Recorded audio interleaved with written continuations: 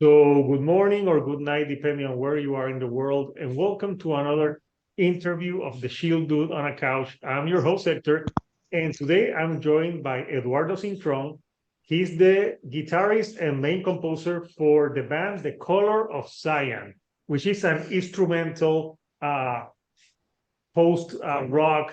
There's a lot of things type of band. Originally from Puerto Rico, but now he's residing in Chicago, in the States. So first of all, Eduardo, thank you for being here on the channel, and how are you today? Oh my God, thank you. Thank you for having me. Pleasure. No, all good. Today it's a great day. Our record is out now, so I can sit back and de-stress a little bit. Yeah, and this is your second record. It's called Egress, and this one people can still it's out. People can buy it digitally, but there's pre-orders for when the vinyl comes. Yes, yes. I think the vinyl is in production, and I think it's gonna be ready in a month and a half. Yeah, so people can start pre-ordering in the States. The pre-order in Europe will start probably like in 4 weeks or so. No, that's awesome. And before that, you have the first album, Agape. There's still if people want to buy that on vinyl, there's still copies from it. And you have like a bluish because I went to your website, Yeah, a bluish one for that one, which looks pretty cool. yeah. So yeah, let's talk a little bit about the band, because for people that don't know the band, the Color of Cyan, tell us a little bit about the history of the formation of the band. Yeah, for sure, for sure. Well, I started the band like you said in Puerto Rico, but that was in 2000 or 2001, more or less. And the original iteration of the band was very influenced in bands like Godspeed You, Black Emperor, and Sigur Rós, and a little bit of Movement at that time. um, and we did recorded like a couple of tracks, and one of them was in a compilation, and there was a singer at the beginning on the band as well. So it was a little different. It was called just Cyan, and then after when I moved from Puerto Rico to New York City, I kept the band going. We got new members, new people joining, and then as I kept traveling through the U.S., I had to put it on hold until COVID. So when COVID hit it, I basically said, you know what, I'm just gonna bring back this project that I love. I'm gonna update it with all my new influences, and I'm gonna listen to all the music that we had and rewrite it and rework it and just write new material on top of that to create a record. So I call everyone during COVID. I call all my friends and say, I want to put this back together. I'm gonna send you some music. You go ahead and record it on wherever you are. People were all over at that time, and they sent that. They went to the studio, sent me back the tracks. I re-edited it again, and we put Agape together and released Agape. And I've been very fortunate and been super happy that it was super well received in the post rock community so far, and um, yeah, I'm very happy of the reception and how people are joining this journey. Awesome. So now 2 years later, you have a second album called Egress. And this one, how did you approach this one differently from Agape? So this one, I will say it's a little bit more complex in the layering. We have on Agape, we only had in some songs, in some of the tracks, we have just one cello, and in others we had like a violin. In this one, we have a full quartet going through pretty much all the songs, all the Oh no, tracks yeah, are. the sounds are it's a very beautiful, like, it's a great record to put early in the morning when if you want to like meditate. I think it's a great record to put on, and every time I kept listening to it, I listen to different like instruments. So I'm like, there's like something there that I didn't listen to in the first listen. So yeah. Exactly, and I love to thank you for calling that out, because I think that's really important, because although if you isolate each of the instruments, it may sound very simple. When you put them all together, then that's when you start to hear the layering, the complexity, and the details of which one is doing what at that same time. And that's part of the process, and that's part of what makes cyan, like the sound of the color of cyan is like it's very it's very flowy. It's like water. I always say it's like water. It's always in constant motion. So a lot of layering and detailed, and it was and that was one of the main things I approached differently, is the way I compose the tracks itself. And then basically I pretty much write everything. I write even the simple drum for the drummer, and I write the cellos and the violins and everything. So I send that to everyone, and basically they make what I send better, because I'm not a Okay. drummer, I'm not a cello, I'm not a violinist. I'm But did just you have sending like my a background studying in music? I assume. I do study a little bit of music, but a lot of things have been on my own, or in the years of just playing live with so many different bands and projects. I just kept going. So, what do you because instrumental music sometimes it's not for everyone. Like how do you approach instrumental music, and how do you make it like stand out? When you have songs that have no lyrics, sometimes how do you make them stand out? Like what do you try to bring to each track?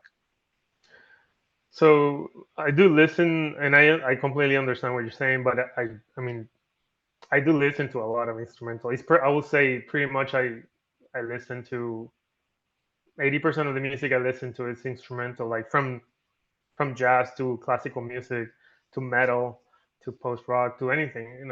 It's all instrumental, pretty much. Um, I do want I always want to make sure that when I'm writing, I'm telling a story, and it should feel like a movie, like a film, and like you have all the arc of the story, and then you have all Like the the beats. soundtrack to a movie, yeah. It could be, yeah, it could be. It could easily be a soundtrack to a movie, but the album itself has this arc, and has all these different like pinpoints, and then you have the climax, and then you have a resolution, and it's all in one album. And that's part of my process of what's happening at which point in the album. I mean, some of the songs that we write, they're like 8 minutes long, and Yeah. um, and it's on purpose. And you go into that journey, and you go into those in creating that tension. For me, creating tension is really important. It's what grabs everyone. It's what tells you. It's what you connect with most of the time is with that tension. Um, so yeah, I think that's part of my process. Just making sure that it feels like a movie. It feels like water. It feels like you have your and I want to tell, and I tell the story to myself. And as soon as I'm happy with the story to myself, then I say, okay, this can go out. But in a way, I'm a little bit selfish. I need to be happy with it first, and as long as I'm happy, it goes out. Well, if you don't like it, how could you expect other people to like it? And I Exactly. get your point about about instrumental music, because there's some bands that are great, but then the singer ruins it. Yeah, we don't have that problem. You don't have that problem. You don't have a singer to ruin the Yeah, and music. So, you don't want to hear me singing either. It's horrible. no, no, no. Yeah, yeah. Not everyone can sing. No, Plus, there's some great instrumental like rock bands. One that I really think of is Russian Circles. That's a good one. I That's love a Russian circles. I love Yeah, it. I love that's Russian, a and they're really from good. here. Yeah, They're that's here. They're here yeah, in Chicago. yeah. I think Chicago has a lot of like post-rock instrumental bands. Yeah, and there's like an area. Well, Chicago has all type of bands. It's like a very Hmm. musical city. So, so the album title, Egress, what does it mean to you, the album title? It's about letting go. It's about running away, escaping into this other place, into this other world, um, and and it's about letting other people escape to that other world too. So that's in a way that is the overarching concept of this album is learning to accept and let people go. Yeah, what you say, it sounds like a soundtrack. It sounds like a soundtrack to us. It sounds like it would be a sad movie, music that would be It accompanying could it. But yeah, maybe it could be happy. I it mean, could be happy. sometimes it's like it's yeah. There are songs in the album in Egress that are a little bit more Hopeful. Yeah. hopeful and yeah, that's a great word. It's and because then you start to cherish the moment that you have with someone, or, and that is important. I think time is the most important thing that we have to give.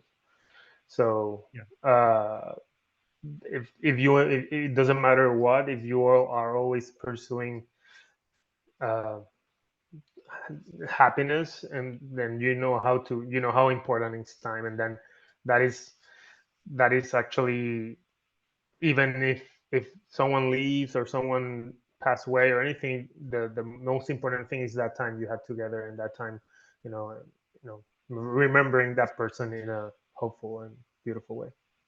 No, yeah, I totally agree. Even if it's like a relationship or a family member, just like remember like that it happened, it was there, so you cherish those moments. So yeah, that's the hopefulness about it. One of my favorite tracks from the album is it's Far Below the Waves. Hmm. I really enjoyed that one. It's because it kind of the music, it feels like it's like waves. Yeah. I don't know how you did it, but talk to me Mm. a little bit about that track. That was super super interesting. It was one of the latest tracks we wrote for the album, and what I sent, like, basically, I sent the like I mentioned, I write like the core of things, and then I send that away to the other members. So when I send that to the bass player, and he's in Puerto Rico as well, the guy who recorded this the bass tracks, bass lines here in this album. He's such an amazing bass player. It's very technical, and but also very humble in what he plays, um, and very smart and very emotional. So I sent a base of what I thought the song was gonna be, right? In this case, when he sent me that back, I was like, oh shit, I need to rewrite my parts completely, because I want his, it starts with that bass uh, finger uh, picking bass lines, Yeah, and it's a little technical, but it's really beautiful in a way, and very, like I said, it's a little like very humble. It's not about showing off, but it's about really feeling that emotion flowing. Um, so I was like, "Fuck! I need." Sorry that I. I don't know if I can say. no, you You can you can curse beep. here. You can beep. No, uh, no, no.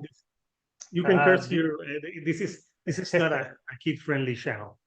cool. So I was like, "Oh man, I need to rewrite my guitars based on that bass line that he just sent." So I had to rewrite everything, and making sure that his lines are not just like a bed. They need to come up, and they need to shine in many ways. So what I did is I started coming in with like with flows, with long notes, with sustained notes, with notes that sometimes collide, and create that tension that I was mentioning. And yeah, and and during that process, I understood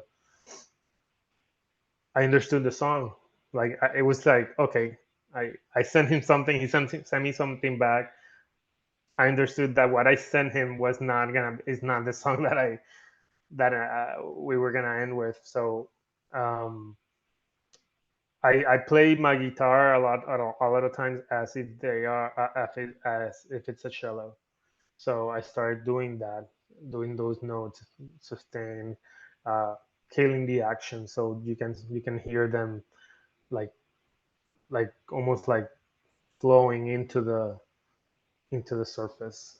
You know, if you feel like the bass line is water, then my notes are almost like coming out and up and down of the water. Yeah, and water's a constant theme on this record because you also have water drawings. So yeah, and the album cover, I'm going to show the album cover, which is a beautiful album cover. Let me say that. Thank you. Here's the album cover. It's really beautiful. I saw the name of who worked on this, but I can't remember it now. Who worked on Yes. this album cover? Yeah, this is Jacine. Jacine is an amazing illustrator. He does a lot of covers, you know, and he illustrates for bands, many bands in the around the world. Like, um, you can find him on Instagram as Jacine Violet. He's just amazing. And we had a chat. We talked about what the album meant and what was happening in the story. Like I basically told him what the album was as if I was telling him a story, uh, and he understood perfectly what I was looking for. And we tried a couple of different things, and he just just nailed it. It feels really unique and very iconographic, which is what I wanted. I wanted to make it feel like very iconic. Yeah, it's a beautiful album cover. And I like the part where there's a part where you can see the water clearly, and then you have next to it the water where it's nighttime, and you have the two hands, and one is vanishing. I'm trying to Hmm. interpret the art. Is that someone letting go of That someone? that is actually that is perfect. That is perfect. I told him this is the story of two people, and one of them has passed away, and that the one that stays cherish the more like it's about cherishing all the time that they were together and like in a beautiful way. So yeah, that was exactly. I told him that, and of course I told him, oh, I would love if there's like leaves or butterflies around, and then he put a butterfly in the vinyl. When it comes out, you'll see. And I think the butterfly it's in one of the singles. Uh, but he made some other iconography for the album, and in the back cover you see them full, like in a full view, the two of them together levitating. So it's I basically told him the story, and he just came back with exactly what what will represent it. Yeah, no, it's a beautiful art piece. I interpreted it. That's so good that I went to school and I pay attention to art class. Because it's really when you have an album cover that beautiful, and the album cover for the previous album also Agape was really good. It's good because it goes with the music that you're listening to when you listen to this album-Egress, which it's already out digitally for everyone who wants to listen to it or buy it, and Mhm. obviously hopefully soon the vinyl. So talk to me a little bit more of the recording process for this album. Yeah. The so the way I mentioned the process, like I spend a lot of time. I do spend like 2 years, almost like fully 2 years to complete an album, and to the point that right now today I already recorded the drums for the third album, but that it'll be out in 2 years, I guess. But it's I do the main. compositions and melodies, right? For for let's say all the instruments in a way. I send the demos to everyone, and then they were in their respective studios in different countries, and they just went ahead, recorded, send me the tracks. I listened to them, I give feedback. Like that was like part of the process. And then I take that and I edit on top of that, and I re-edit, and I will say I sometimes I wait for, I don't listen to it for months, and then I come back and listen to it again and say, okay, I want to change this, and I start rewriting stuff, even after a fact, after the drummer and the bass player, they already recorded. I can always move things around and re-edit if I, or cut something, or just re-record if needed. So I do spend a lot of time in that process, just rewriting, re-editing. Once I have the bass, like the core of the band, which is the drum, bass, and guitars, I write the cellos and the violins in in MIDI in the computer, just to put down the notes, the main core of the notes, um, and then we go into the studio to put it all together and record the live strings. Bring the quartet. uh, I have the music sheets for everyone, and then even on that day, I'm always open to exploration. I'm always open to tweaking things here and there if needed. So even though I already have a really Like a clear vision. clear idea, I do have a roadmap. A clear roadmap of what I want.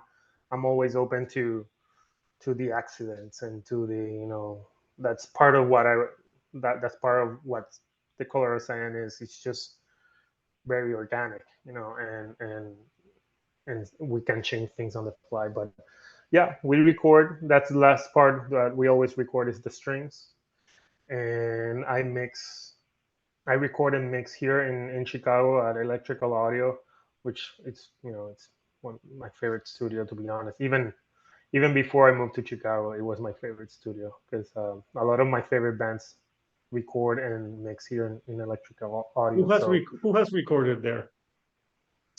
well, Steve Albini is the main engineer. Oh, oh, that's why you like my when I put the post about in utero. Exactly. So, for example, he's the owner of the Electrical Audio. I work a lot with Greg Norman as well. He's an amazing engineer and working over there for many years. Um, he has recorded and mixed for Russian Circles and Godspeed and Steve Albini, and like all the Mono, that the band Mono from Japan, or like Mhm. all the, like I would say most of the the last 7 or 8 albums have been recorded um, at at Steve Albini's. And actually, all the string quartet that I'm in my album, they are the Mhm. ones that they play with. They are the ones in the Mono albums. So like I'm Awesome. I'm using the same people in a way, because I just love what they do. I just love the sound, and I'm like, you uh, with our flavor, of course, because uh, we play in the same genre, but of course each one has their own language. Yeah, and it's pretty amazing that nowadays you can actually record an album with people all in different places. Yeah. Well, the third album that I went to Puerto Rico, and we spent a couple of days at a studio in Puerto Rico.